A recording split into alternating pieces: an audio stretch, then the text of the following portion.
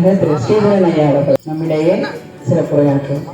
இனியவர்களே, மிக்க அருமையான ஒருங்கிணைந்த வட ஆற்காடு மாவட்டத்தினுடைய இன்றைய திரு அண்ணாமலை மாவட்டத்தினுடைய ஆரணியை அடுத்து அற்புதமான சத்திய விஜய நகரம் என்று வரலாற்றினுடைய பக்கங்களிலே மிகவும் புகழப்பட்ட அந்த ஜஹீர்தார் அவருடைய மனைவி ஆசைப்பட்டு எனக்கு ஒரு அருமையான ஒரு அரண்மனையை கட்டித்தாங்களேன் என்று கேட்ட பொழுது அந்த ஒரு பொட்டல் காடாக இருந்த பகுதியை ஒரு தன்னுடைய மனைவியினுடைய வேண்டுகோளை ஏற்று நிறைவேற்றி இருக்கக்கூடிய கணவனாக அந்த ஜஹீர்தார் இருந்து ஒரு சத்திய விஜய நகரத்தை உருவாக்கி இருக்கக்கூடிய அந்த அருகாமை பகுதியாக இருந்து கொண்டிருக்கிற இந்த மட்டதாரியிலே நடைந்து கொண்டிருக்கிற அற்புதமான விழாவுக்கு தலைமை ஏற்றிருக்கிற போற்றுவதற்கும் பாராட்டுவதற்கும் தொடர்ந்து இத்தகைய சமண தடயங்களுக்கு வருகை தந்து தலைமையேற்று நடத்தி கொண்டிருக்கிற சமணத்தினுடைய தலைநாயகர் இளைய மடாதிபதி அவர்களை பணிந்து வணங்குகிறேன். இந்த விழாவினுடைய நாயகர்களாக தங்களுடைய கருத்துக்களை பகிர்வதற்காக வருகை தந்திருக்கிற பேச்சாளர் பெருமக்களையும், எல்லாத்தையும் விட ரொம்ப சகிச்சிக்க வேண்டிய ஒரு விஷயம், நீங்க மானும் பேசுவீங்க ஐயா, நாங்க கேட்கணுமே என்கிற ஒரு நிலையோடு கொஞ்சம் பொறுத்து கொண்டாலும் வெயிலுடைய கடுமையான தாக்குதல் ஒரு பக்கம், மறுபக்கம் ஐயோ காது கிழிகிற மாதிரி ஏயா சொன்னதையே திரும்ப திரும்ப சொல்லிட்டு இருக்கீங்க, என்ன பண்றது, ஏதோ கொஞ்சம் மதிய சாப்பாடு போடுற வரைக்கும் அட்ஜஸ்ட் பண்ண வேண்டியது இருக்குங்கிற ஒரு கொஞ்சம் அப்படியான சூழல்களையும் பொறுத்துக் கொள்ள வேண்டிய நிலையோடு கொஞ்சம் இப்படியாக எல்லாம் இருந்தாலும் கூட ஒரு அருமையான பணியினை, மிகவும் திறம்பட்ட பணியினை தம்பி நம்முடைய வணக்கத்திற்கும் போற்றுவதற்கும் சகோதரர் ரிஷி அவர்கள் சிறப்பாக ஒரு அருகர் பாதுகாப்பு திருமேனிகள் பாதுகாப்பு குழு என்கிற ஒரு அமைப்பினை, அது ஒரு தமிழ்நாடு அமைப்பு என்கிற பெயரோடு உருவாக்கி இன்றைக்கு இந்த கிராமத்தினுடைய பெரியோர்கள், தாய்மார்கள், குறிப்பாக இந்த ஆலயத்திற்கு அருகாமையில் இருந்து கொண்டிருக்கிற இந்த பால் சொசைட்டியினுடைய நிர்வாகி உள்ளிட்டவர்களை எல்லாம் அழைத்து அவர்களையும் இந்த நிகழ்விலே பங்கேற்க செய்திருக்கிற அவருடைய பாங்கு கண்டு வியக்கிறேன். சற்றொப்ப நான் அவரை ஒரு 2013-14 ஆண்டிலிருந்து ஒரு 10 ஆண்டுகளுக்கும் மேலாக அவரை நன்கு அறிவேன். அவருடைய உடல் நிலை என்பது சற்று எல்லா சூழல்களோடும் பொருந்தி போகிற அளவுக்கு உடல் வாகி ஒத்துழைக்காத சூழ்நிலையிலும் கூட அவர் இத்தகைய பணிகளை இந்த ஊர்ல இதுக்கு முன்னாடி அந்த என்ன ஊர்ல செஞ்சாரு, வயலக்காவூர், ரொம்ப ரொம்ப அந்த ஊர்ல செஞ்ச வேலை உண்மையிலே பிரமிக்க வச்சது. வயலக்காவூர் இதே அளவுதான் தூரம், அதுவும் ஒரு 55 கிலோமீட்டர். ஒரு நாள் 2 நாள் எல்லாமே கிட்டத்தட்ட ஒரு 12 நாட்கள் இந்த உடம்ப வச்சுக்கிட்டு, உடம்பு பாதி குறைஞ்சு போச்சு இருக்கு பாதி, ஆனா இதை தாண்டி இருந்த ஒரு உடம்பு, கடுமையான ஒரு உபாதைகளோடு இருந்த ஒரு சூழல், எப்படி டெய்லி இந்த வேகாத வெயில்ல எப்படியா போற அப்படிங்கிற மாதிரி நானே பல இடங்களுக்கு தயக்கப்படாம போற ஆளு, ஆனாலும் அதையும் தாண்டி எப்படி போகிறாய் என்கிற ஒரு வினாவினை எழுப்புகிற அளவுக்கு, அதுவும் 2 வீலர்லயே போறதுங்கிறது ரொம்ப ரொம்ப ரொம்ப சிரமமான ஒண்ணு. அந்த பணியை எப்படியாவது தான் எடுத்துக்கொண்ட பணியை திறம்பட நடத்த வேண்டும் அப்படிங்கிறதுல, ஏன்னா இந்த சிற்றாலயம் அருகர் ஆலயம் 2017 ஆண்டினுடைய இறுதியில அன்றைய தினம் நிறைய பேர் நிறைய காரியங்களை நாம மறந்து போகிற ஒரு உலகத்துக்குள்ளதான் இருந்துகிட்டு இருக்கோம். யாரையும் குறையா சொல்ல முடியாது. ஈரம் இருக்கிற வரைக்கும் தான் உலகம். ஈரம் காஞ்சி போச்சுன்னா நீ யாரோ நான் யாரோ அப்படிதான் எல்லாருமே இருக்க முடியும். அதுக்காக எல்லாத்தையும் நினைப்புல வச்சுக்க முடியாது. என்றாலும் கூட இந்த அருகர் ஆலயத்தை இங்க வந்திருக்கிற மிகச்சில பேர் அன்றைய தினம் 2017 முதலாக உருவாக்கி கேட்கப்பட்ட போது சில பேர் பார்த்திருக்கக்கூடிய வாய்ப்புண்டு. அந்த வகையில் இதை அந்த கள்ளப்புலியூர் சின்னப்பா அவர்கள் முதலாக இந்த ஆலய உருவாக்கத்துக்காக ரொம்ப கஷ்டப்பட்டு, அவர் எங்க இருந்தாலும் அவர் அங்கிருந்து ஒரு போன்ல சொல்லக்கூடிய வேலைகளை எல்லாம் திறம்பட செய்து முடிக்கக்கூடிய நபர்களாக பலர் இருந்துகிட்டு இருந்தாங்க. அந்தந்த ஊருக்கு அப்படியே அவருக்கு தெரியும், இப்போ இவரை கான்டாக்ட் பண்ணலாம் அந்த மாதிரி. அப்போ அந்த ஆரணியில இருந்து சகோதரர் சமுத்திர விஜயன் அவர் இன்னைக்கெல்லாம் வரலன்னு நினைக்கிறேன், என்ன காரணம் புரியல. பட் அந்த மாதிரியான மனிதர்கள் நிறைய இதுக்காக உழைப்பு கொடுத்திருக்காங்க. அதனுடைய பலனாக ஒரு அருகர் ஆலயத்தினுடைய வீழ்ச்சி. அப்ப இங்க இந்த ஊர்ல எப்படி இந்த அருகர் ஆலயம் தனியா ஒரு அருகர் திருமேனி இருக்கு அப்படின்னா, இப்போ இந்த ஊர்ல இருந்த பூர்வீக குடிமக்கள், இப்போ அவங்க செட்டியாரு, நாடாரு, நாயுடு, கவுண்டர் எப்படியாக இன்றைக்கு இருந்தாலும் கூட ஒரு காலத்திலே அவர்களுடைய மூதாதையர்கள் சமணர்களாகவும் இருந்திருக்காங்க. அப்ப அந்த சமணர்களுடைய வழி வந்ததாகத்தான், அதனுடைய தொடர்ச்சி தான் இந்த அருகத்திருமேனியும் இந்த இடத்துல இருக்கிறதுக்கான வாய்ப்புகள் இருக்கு. இல்லைன்னா திடீர்னு எங்கேயோ ஒரு இடத்துல ஒரு அருகத்திருமேனி எப்படி இருக்க முடியும்? அப்ப நீண்ட நெடிய காலமா சமணத்தினுடைய ஒரு பண்பாட்டு பழக்க வழக்கத்தினுடைய ஒரு அருமையான ஒரு தடயமாக இந்த சத்திய விஜய நகரத்தை அடுத்திருக்கக்கூடிய இந்த மட்டதாரி, அந்த பக்கத்துல ஒரு நேத்தப்பாக்கம்ன்ற ஒரு அருமையான ஊர், அந்த ஊர்லயும் ஒரு அருகத் திருமேனி, அந்த ஊர்ல ஒரு பெரியவங்க இருந்தாங்க, அவங்க பேர் மறந்துட்டேன், மல்லிநாதர். ரொம்ப அருமையான முறையில் அவங்க கொஞ்சம் கூட தன்னை முன்னிலைப்படுத்திக்காத மகத்தான மனிதர்கள் ஒருத்தவங்க. சுத்தமா நிறைய பேர் அப்படியான ஒரு உழைப்பு கொடுக்கறது கஷ்டம். அந்த சைக்கிளை வச்சுக்கிட்டே அந்த கோயில் வரைக்கும் அப்படியே போறது, அந்த சைக்கிளே திரும்பி வர்றது. அந்த ஐயா தான் எனக்கு கூட திருப்பத்தூர்ல ஒரு அருகத் திருமேனி இருக்கிறது, பூங்காவனத்தம்மன் கோயில் இருக்குன்னு சொன்னாங்க. எனக்கு ரொம்ப ஆச்சரியமா போச்சு. ஐயா உங்களுக்கு எப்படி தெரியும் கேட்டேன். அவங்க ஒரு ஆரம்ப பள்ளியினுடைய ஆசிரியராக இருந்ததையும் அந்த கதையெல்லாம் சொன்னாங்க. அதுக்கு பின்னாடி தான் நான் போய் அந்த திருப்பத்தூர்ல இருக்கக்கூடிய அந்த நகரத்துல ஒரு பூங்காவனத்தம்மன் கோவில் வளாகத்துக்குள்ளார இருக்கக்கூடிய ஒரு திருமேனியை பார்க்கறதுக்கான ஒரு வாய்ப்பு கிடைச்சது. சோ இது எல்லாமே என்னன்னா, இப்போ உள்ளூர் மக்கள் இப்ப 2017க்கு பின்னாடி கிட்டத்தட்ட ஒரு 7-8 வருஷமா நம்ம யாருமே இந்த பக்கம் எட்டி கூட பார்க்கல. யாரோ வந்தானுங்க, ஏதோ வெள்ளாட பசங்க பொழுது ஏதோ கட்டிக்கிறானுங்க ஒரு கோயில் அப்படின்னு உள்ளூர்ல அவங்க பேசிக்கொள்ளக்கூடிய ஒரு சூழல். அப்ப அதை தாண்டி யாருமே வரலையேன்ற போது உண்மையிலேயே நான் இன்றைக்கு பெருமைப்படுகிறேன். ஏன்னா ரிஷி மட்டுமே இந்த ரிஷின்றது தனியா நான் யாரையும் அந்த குழுவில் இருக்கக்கூடிய இணைந்து இருக்கக்கூடிய அந்த கீழ் வில்லிவனம் உபத்தலைவர் உண்மையிலே ராஜேந்திரன் ரொம்ப நிகழ்ச்சியாக பாராட்டப்பட வேண்டிய மனிதராக நான் அவரை பார்க்கிறேன். ஏன்னா ஒரு பக்கபலமா நாங்கெல்லாம் உங்களுக்கு இருக்கம்பா, நீ ஏமா கவலைப்படுற, எல்லா வேலையும் நாங்க செய்ய தயாரா இருக்கோம், நீ எங்கிட்ட வேலையை ஷேர் பண்ணி கொடுன்னு சொல்லக்கூடிய அளவில் அவர் நம்ம அன்புக்குரிய சகோதரர் செல்வராஜ், அவர் எங்க பார்த்தாலும் டென்ட் போடுறது அந்த வேலையெல்லாம் பாவம். இந்த கல்லாத வயது மன உளைச்சல் நிறைய, அதெல்லாம் கூட தாண்டி எப்படி இதெல்லாம் பண்றாருன்னு பாக்குறது. ஆனா அவங்க இவ்வளவு தினம் நிறைய இடங்கள்ல எவ்வளவு கஷ்டம். ஏன்னா 60 இப்பெல்லாம் எல்லாருக்கும் நமக்கு தெரிஞ்சது 40 வயசுல எல்லாரும் பாவம் அது கிழங்கட்டுங்களா ஆயிடுறோம். அந்த காலத்துல 80 வயசுல இருந்த ஒரு உறுதித்தன்மை இப்ப இல்ல. 60ல எல்லாரும் ரொம்ப இதாயிடக்கூடிய சூழ்நிலையில இன்னைக்கும் ஒரு போராடி உழைச்சிக்கிட்டு இருக்கிற மனிதர் 70 வயசு இருப்பார் நினைக்கிறேன் செல்வராஜ் அண்ணன். உண்மையிலே இந்த டென்ட் பாடல் இதெல்லாம் காலையிலே அவருடைய வாகனத்திலேயே கொண்டு வர்றது, அது சின்ன சின்ன விஷயமா இருக்கும். நம்ம உண்மையிலே இவங்க தான் பாராட்டுதலுக்குரியவர்கள். இந்த ஊர்ல இந்த பாட்டு மட்டும் போடாம இந்த டென்ட் மட்டும் வைக்காம இருந்தா இந்த நிகழ்ச்சி நடக்கிறது நிறைய பேருக்கு தெரியவே தெரியாது. உள்ளூர் மக்களையும் வீடு வீடா போய் அழைச்சிட்டு வந்திருக்கணும். ஏன்னா இது ஒரு தொன்மையான சமணத்தினுடைய ஒரு அருகர் ஆலயம் இல்ல, இது உங்கள் ஊரினுடைய சொத்து. நீங்க தான் இதை பராமரிக்க வேண்டியவர்கள், பாதுகாக்க வேண்டியவர்கள். இந்த ஊர்ல ஒரு தம்பி, அவர் ஏதோ ஒரு காலேஜ்ல டி நகர்ல வேலை செய்யறாருன்னு நினைக்கிறேன். அந்த தம்பி ஆக்சுவலா ரொம்ப வருத்தப்பட்டு பாடம் சுமக்கிற மாதிரி ஒரு இது கூட இருந்தது. அவரு அந்த காலேஜ்ல வேலை செய்யற மகாவீர் ஜெயந்திக்கு ஆக்சுவலா நம்ம ஊர் கோயில் மட்டதாரியில ஒருத்தர் கூட இல்லைங்க, பாவம் மகாவீர் சும்மா கிடக்குறாரு, யாராவது நீங்க எல்லாம் கொஞ்சம் இதுக்கு ஒரு இது பண்ணிருக்க கூடாதா அப்படின்னு ஒரு வாய்ஸ் மெசேஜ் போட்டிருந்தாரு. ஏன் சொல்றேன்னா, இது அவ்வளவு தூரம் அவர் வருத்தப்பட்டு பாடம் சுமந்திருக்கார். அவர் சமணர் இல்லை, ஆனா ஒரு சமணத்தினுடைய ஒரு அருகர் ஆலயம் மகாவீர ஜெயந்திக்கு பாவம் ஒருத்தர் கூட இல்லாம மகாவீர் பாவம் சும்மா கிடக்குறாரு, ஏதாவது ஒண்ணு நீங்க எல்லாம் பண்ணக்கூடாதான்னு இன்னொரு சமணருக்கு ஒரு வாய்ஸ் மெசேஜ் அனுப்புற. அந்த வாய்ஸ் மெசேஜ அவர் எனக்கு ஃபார்வர்ட் பண்ணியிருக்கார். ஆனா இந்த மாதிரி கேட்டிருக்காங்க, ரொம்ப மகிழ்ச்சி.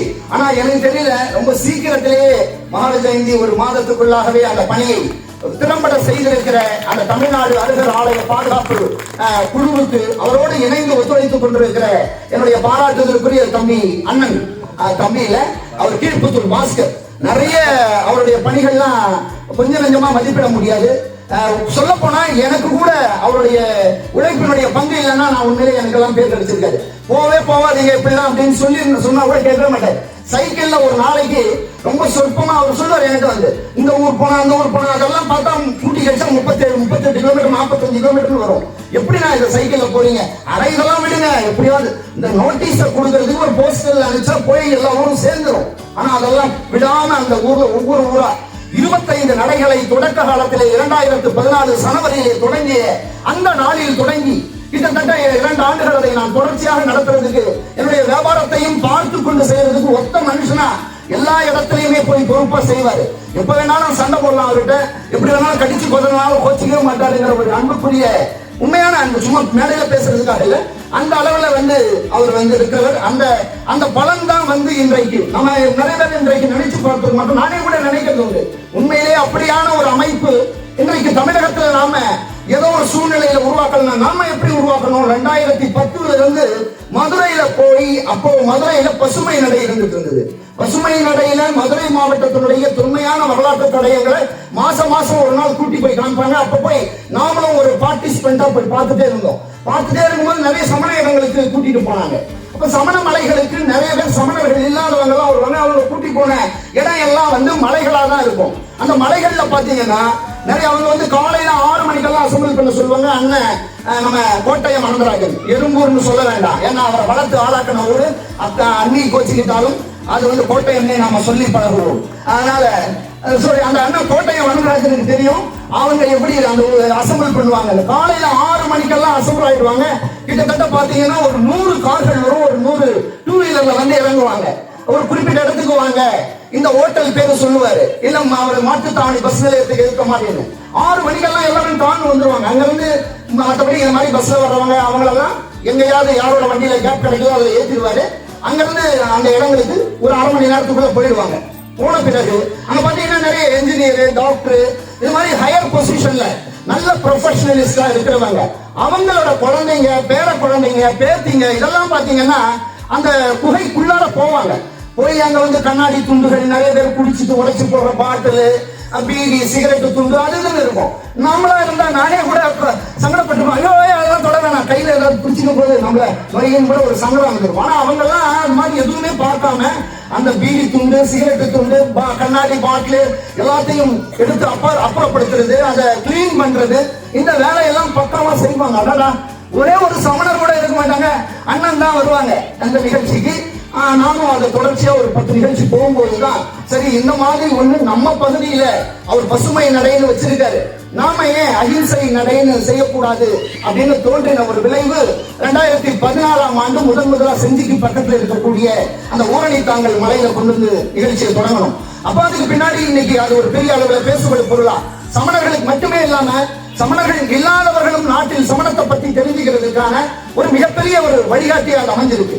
வழிகாட்டின உடனே நேற்று கூட அண்ணன் அந்த வழிகாட்டி பலகைகள், நிறைய நெடுஞ்சாலைகள், நீங்க சென்னையில இருந்து புறப்பட்டு கன்னியாகுமரி வரைக்கும் போகக்கூடிய தேசிய நெடுஞ்சாலை, உள்புற மாநில நெடுஞ்சாலைகள் எல்லாத்துலயும் ஒரு மஞ்சா கலர் போர்டு ஒன்று வச்சிருக்காங்க. அந்த மஞ்சா கலர் போர்டுக்கு நேற்று போய் இந்த நடு வெயில்ல, இன்னைக்கு பார்த்தா வெயிலே காணும், ஏதோ அருகர் நமக்காக கொஞ்சம் போனா போகுது ஒழிச்சு போ அப்படின்னு விட்டுருக்காருன்னு நினைக்கிறேன். அதனால ஏன்னா அறம் நம்மளை காப்பாற்றும், எது எப்படி இருந்தாலும் இல்லைனாலும். அப்போ அந்த அண்ணன் ஆனா பாவம் அவருக்கு அன்னைக்கு அறம் காப்பாத்தலன்னு நினைக்கிறேன். ஏகப்பட்ட வெயில், நல்ல கொடைய புடிச்சின்னு என்னத்துக்கு பெஜார் பண்றீங்க அப்படின்னு நான் கூட கேட்கலான்னு போன்ல இருந்தாலும் அவரு அந்த கொடை அந்த இடத்துலயும் கூட அவரு பெயிண்ட் அடிக்கிற வரைக்கும் ஒரு கொடைய புடிச்சின்னு கிட்டத்தட்ட ஒரு 15 இடங்களுக்கு மறுபடியும் அந்த மஞ்சா போர்டுகளுக்கு மஞ்சா பெயிண்ட் அடிச்சு அதை மறுபடியும் வழிகாட்டி பலகைகளை சரி பண்ணி வச்சிருக்காரு. நாட்டுல கிட்டத்தட்ட இவர் உருவாக்கிய அதை வந்து புனேல இருக்கக்கூடிய ஜெயின சங்கம் தான் கொடுத்தாங்க. ராத்திரி 2 மணி 1 மணிக்கெல்லாம் என்னை கூட அழைச்சு போயிருக்காரு. ஒரு 4 நாள் அவரோட நான் சுத்தி இருக்கேன், திருப்பத்தூர் அந்த மாதிரியான ஊர்களில். அவர் சுத்தினது கிட்டத்தட்ட அவர் மாசக்கணக்கில் சுத்தி இருக்காரு. இன்னொரு 4 நாள் அவரோட எப்படிதான் சுத்துறாருன்னு பார்க்கலான்னு நானும் போயிருக்கேன். அப்ப அது மாதிரியான ஒரு சூழ்நிலையில காலையில 1 மணிக்கெல்லாம் வீட்டுல கிளம்புவார். ஏம்பா உன் ஊருக்கு நான் விழுப்புரத்துக்கு 1:45 வந்துடுவேன். என் பொண்டாட்டி கிட்ட கேட்காது, நானா என் பொண்டாட்டி ஒன்றும் திட்ட மாட்டேன். அதனால தான் இன்னைக்கு தைரியமா பேசுறதுன்னு வச்சுக்கோங்களேன். ஓரளவுக்கு குடும்பத்துல ஒத்து வரக்கூடிய நிலைமை இல்லைன்னா ரிஷியோட பொண்டாட்டி ஏன் உனக்கு இந்த வேலை வீட்டுல கிடக்கிறத விட்டு நேரம் ஜான்சி பிடிச்சிட்டு இருந்தான்னு வச்சுக்கோங்க, இவன் ஒரு 10 வேலை வந்திருக்காரு. ஆனா மனைவிகள், வீட்டில் இருக்கிற அந்த வீட்டின் அங்கத்தினர்கள், குறிப்பா மனைவி, அவங்க கணவனும் மனைவியுமாக ஒரு அமைப்பில் இணைந்து இயங்குறது அப்படிங்கிறது ரொம்ப ரொம்ப முக்கியம். என் முன்னாடி எங்கேயும் வரமாட்டா, ஆனாலும் பரவாயில்ல, நீ கிணறு கேட்டு போய் எந்த ஊர் வேணா போய்ப்போம் அப்படிங்கிற அளவுக்கு தண்ணி தெளிக்காத வழியா தண்ணி தலையில விட்டுட்டதுனால நம்ம எல்லா ஊரும் நம்ம சுத்துறதுல வந்து எந்த சங்கடமும் இல்லை. அப்படி ராத்திரில 1:45 மணிக்கு வரும் தான் அப்படின்பாரு. அந்த நேரத்துல கிளம்பி அங்கிருந்து போய் நிறைய இடங்களுக்கு அந்த பலகைகளை நிறுவுறது, அந்த மாதிரியான வேலைகள் பண்ணது. இன்னைக்கு அவர் நிறுவிய பலகைகள் இருந்து இனியவர்களே நம்ப மாட்டீங்க, கிட்டத்தட்ட ஒரு 50க்கும் கூடுதலான யூடியூப்ல வீடியோக்கள் உருவாக்கப்பட்டிருக்கு. அப்போ யூடியூப் காரங்களுக்கு இந்த மஞ்சள் போர்டுகள் உள்ள பலகைகள் சமணத்தினுடைய வழிகாட்டி பலகைகள் அப்படின்னு. நாங்க ஒரு தடவை போகும்போது நாய் அப்படின்னு ஒரு அமைப்பு அவங்க எங்களை பிடிச்சிக்கிட்டாங்க. நாய் பிடிச்சிக்கிச்சு அப்படின்னு நான் சொன்னேன். நாய்ங்கிறது national highways authority of India, அந்த NHAI, அது வந்து சுருக்கமா நாய்னு சொல்லுவாங்க. அந்த நாய் அமைப்புல இருந்து எங்களெல்லாம் கூட்டிக்கிட்டு அந்த ஆபீஸ்க்கு வாங்கன்னு கூட்டிட்டு போயிட்டாங்க. இந்த இடத்துல எப்படி நீங்க வச்சீங்க, பர்மிஷன் இல்லாம வைக்கக்கூடாது, தூக்கிடுவோம் அப்படி அப்படின்னு.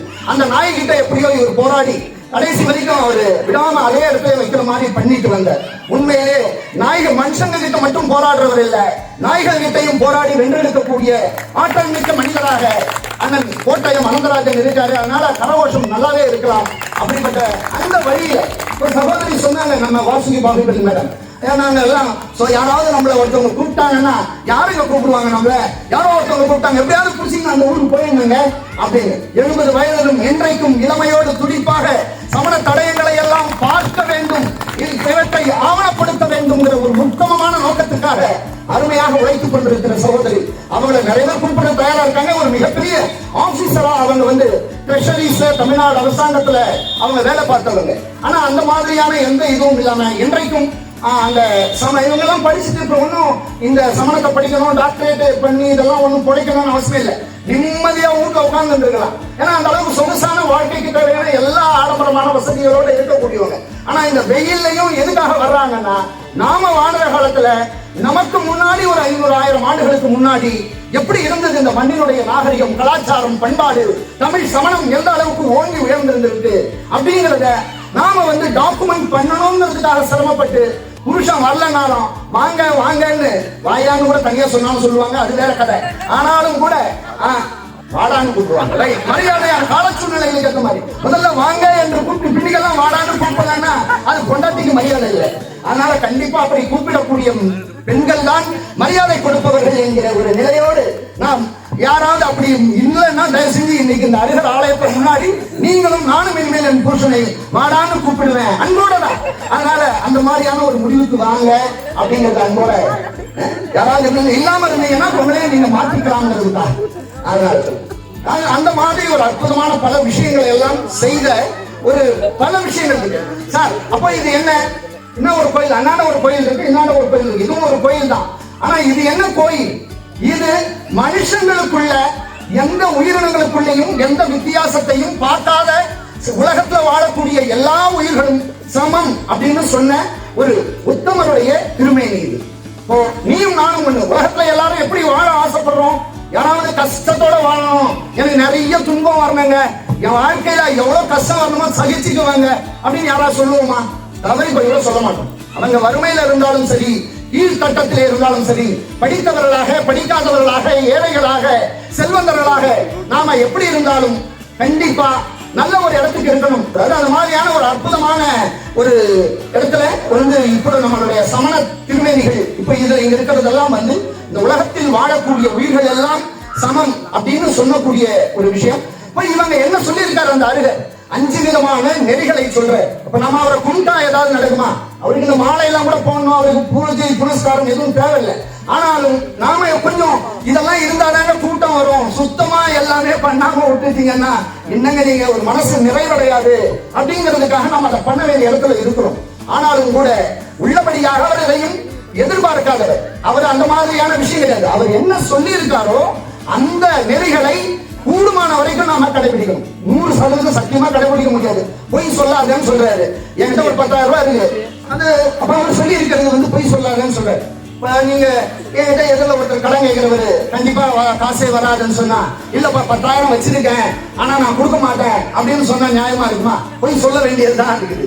அப்ப பொய்யாமை ஆற்றின் அறம்பிற செய்யாமை நன்றுன்னு சொன்னாலும் கூட நாம சில நேரங்களில் யாருக்கும் இம்சை இல்லாத ஒரு பொய்ய சொல்லணும், அவ்வளவுதான். அதனால அது மாதிரி பொய்யாமை, களவு செய்யாமை, பிறன்மனை விளையாமை, தேவைக்கு மிகுதியாக விரும்பாமை, யாருக்கும் கூடுமான வரைக்கும் இம்சை செய்யாம இருக்கிறது. இந்த நெறிகளை எல்லாம் நாம் கடைபிடிக்கணும் அப்படிங்கிறது தான் ஒரு விஷயம். அண்ணன் பேராசிரியர் பிறந்தவை முட்ரா சீக்கிரம் நான் இருக்கேன் வளன்னு நீ லபதிபன் அப்படின்னு நினைச்சுக்கிட்டு இருந்தாலும் கூட இப்போ நான் ஒன்றோடு முடித்துக் கொள்ள கடமைப்பட்டிருக்கேன். என்ன நிறைய நேரம் பேசலாம், பாவம் சாப்பாடு வேற வந்து இறங்கிச்சு, எனக்கே நாக்கு வந்து தண்ணி வர மாதிரி. இதனால இருக்கக்கூடிய சிக்கல் என்னன்னு கேட்டா, இப்ப நாம வந்து இந்த ஆலயம் அருகர் ஆலயம் வந்து கிபி 9, 10ஆம் நூற்றாண்டு வாக்கிலே கிட்டத்தட்ட ஒரு 1100 ஆண்டுகள் தொன்மையான இந்த அருகர் ஆலயம் உருவாக்கப்பட்டிருக்கு. இந்த அருகர் ஆலயத்தை வாய்ப்புகள் கிடைக்கிற போது கண்டிப்பா, குறிப்பா இந்த செய்யாறு வட்டத்துல, ஆரணி வட்டத்துல ரொம்ப மாசத்துல ஒரு நாள் நிறைய இடம் இருக்கு. அந்த பக்கத்துல போனா வெள்ளூர்னு ஒரு ஊர் இருக்கு, இரும்பூர் இருக்கு. எத்தனை இடத்துக்கு இங்க போறது? ஒரு மாசத்துக்கு ஒரே ஒரு இடம், ரொம்ப ஜாஸ்தி கூட தேவை. ஏதாவது ஒரு இடத்துக்கு நாம நமக்கு தெரிஞ்ச ஒரு 4 பேரை கூட்டிக்கிட்டோம், யாருமே வரலையா நாம மட்டுமோ வந்து கூட ஒரு சும்மா வந்து பார்த்துட்டு போனாதான் இந்த ஊர்ல இருக்கிறவங்க என்ன நினைப்பாங்க, வெள்ளாய பசங்க சொல்லி அவங்க எல்லாம் கரெக்டான ஆளுங்களா இருக்காங்க, வாரம் வாரம் யார் யாரோ வர்றாங்க, கரெக்டா ஏதோ ஒண்ணு செய்யறாங்க, கண்டிப்பா கும்பிட்டு போறாங்க. அப்ப நாம வந்து வழிபடும் போதுதான் அவர்களுக்கும் இதை வழிபட வேண்டும், பாதுகாக்க வேண்டும், பராமரிக்க வேண்டும் என்கிற எண்ணம் உருவாகும். அந்த எண்ணத்தை முன்னெடுத்திருக்கிற பாராட்டுதலுக்குரிய தம்பி நம்முடைய ரிஷி அவர்களையும், ரிஷிக்கு துணையாக இருந்து ஒத்துழைத்துக் கொண்டிருக்கிற சகோதரி ஜான்சி ராணி அவர்களுக்கும் அவருடைய குழுவினருக்கும், நல்லூர் துரைராஜ் அண்ணா எங்க இருக்காரு அவரு, நீங்களும் வந்திருக்கீங்க, நான் பேரு வாங்க இப்படி நிறைய அண்ணன் ஒருத்தர் பின்னாடி ஜோசியம் சொல்றாருங்க, அந்த அண்ணன் பேர் என்ன, நிறைய புட்டு வைக்கிறாரு, எங்க அந்த அண்ணன், உள்ளூர் அண்ணன் போயிட்டாரா அண்ணா, பனியன் போட்டு சட்டையெல்லாம் கூட கைட்டிட்டாரு அந்த அண்ணன். கிட்டத்தட்ட ஒரு 20 பேருக்கு ஜோசியம் சொல்லியிருக்காரு. யாராவது பார்க்காம இருந்தா பிள்ளை கல்யாணம் ஆகுமா, பொண்ணுக்கு எந்த இடத்துல முடிக்கலாம் அப்படின்னு கூட நீங்க பேர் தெரிஞ்சுன்னு போயிடலாம். அதனால இருக்கக்கூடிய அருமையான விஷயத்தோடு, ஆகவே இப்படிப்பட்ட ஒரு சிரமத்தோடு பல விஷயங்களை நினைக்காம நல்லூர் துரைராஜ் மாதிரியான சகோதரர்களுடைய ஒத்துழைப்பு கண்டிப்பா தேவை. ஏன்னா பாவம் இவங்க எல்லாம் இல்லைன்னா அவருக்கு இன்னும் கொஞ்சம் தெம்பா வேலை செய்யலாம் ஒருத்தருந்தா. ஆனா அப்படியான ஒரு உழைப்பு தான் இன்னும் இந்த அமைப்போட இல்ல, இன்னும் 20-30 அமைப்புகள் அங்கங்க உண்டாகணும். நாங்க பாத்துக்கிறோம், நீங்க நாங்க 50 பேர் இருக்கோம் எங்க அமைப்புல. அப்படி ஒவ்வொருத்தரும் கலந்து வர வேண்டும். இது போட்டியோ பொறாமையோ அல்ல. நாடு முழுக்க தமிழகத்தில் இருந்து கொண்டிருக்கிற 400க்கும் கூடுதலான இடங்களை பராமரிக்கவும் பாதுகாக்கவுமான முயற்சிகளை நாம் ஒன்றிணைந்து முன்னெடுக்க வேண்டும் என்று கூறி வாய்ப்புக்கு நன்றி பாராட்டி இடம் சார்கின்றேன். வணக்கம். மனசு மனசு ஆற்றிய அண்ணன் அவர்களுக்கு நன்றி.